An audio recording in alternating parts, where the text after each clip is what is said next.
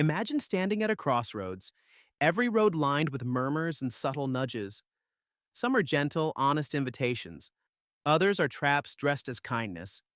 Dark psychology studies the latter, the tools people use to bend minds and behavior for selfish ends. Today, we explore those techniques, not to teach manipulation, but to recognize and resist it.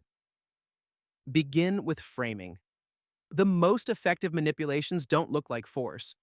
They are graduated pressures, social chess moves designed to break down resistance without triggering alarm. One fundamental technique is psychological conditioning. Repetition creates familiarity. Familiarity breeds comfort. Think of advertising jingles lodged in your head, or a colleague who repeats a preferred narrative until it becomes the office truth. Operant conditioning rewarding compliance with approval, attention, or material gain reinforces the behavior. Conversely, intermittent reinforcement, a key ingredient in gambling, is even more potent. Unpredictable rewards keep people engaged, hoping the next outcome will be the jackpot. Manipulators use this to sustain interest and dependency. Another core method is emotional manipulation. Emotions are fast highways to decisions, bypassing reason. Guilt is a favored lever.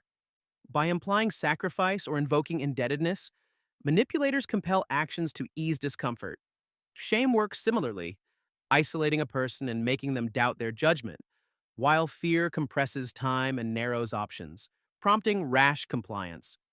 Complementary to these are tactics of gaslighting, deliberately undermining someone's perception of reality.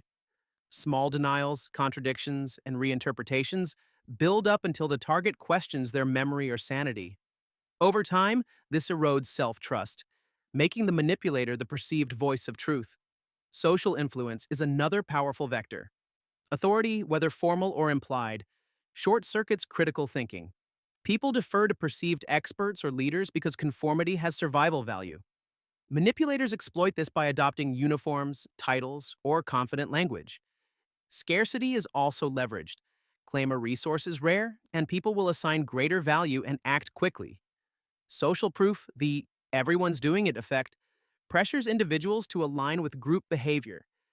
Cult-like dynamics combine these elements: charismatic leaders, isolation from dissenting views, and rituals that reward loyalty. Cognitive biases are fertile ground. Confirmation bias makes individuals seek evidence that supports what they already believe. Manipulators selectively present information to fit those beliefs, reinforcing commitment. The anchoring effect sets a reference point, an initial high price or extreme claim, that makes subsequent concessions seem reasonable. The foot in the door and door in the face techniques manipulate commitment and reciprocity. A small initial favor increases the likelihood of agreeing to larger requests later. Conversely, a huge, unreasonable request followed by a smaller one makes the smaller seem acceptable. Language itself becomes a weapon. Euphemisms soften brutal realities. Vagueness leaves room to rewrite meanings later. Loaded questions trap respondents into implicit admissions.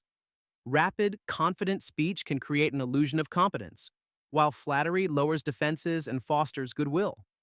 Silence can also be strategic pauses after a proposal often prompt the other person to fill the gap, frequently conceding more than intended.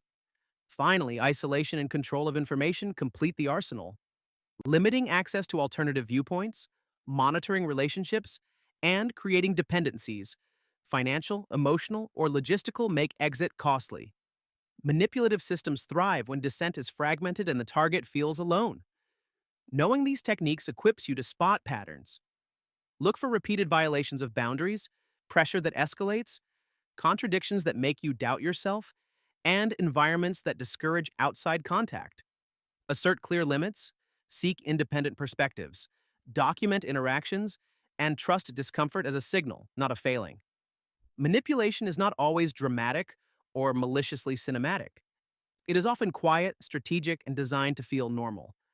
By recognizing the techniques conditioning, emotional leverage, social influence, cognitive bias exploitation, linguistic framing, and isolation, you reclaim the power to choose. The crossroads remain, but understanding the roadways helps you pick a path that is truly yours.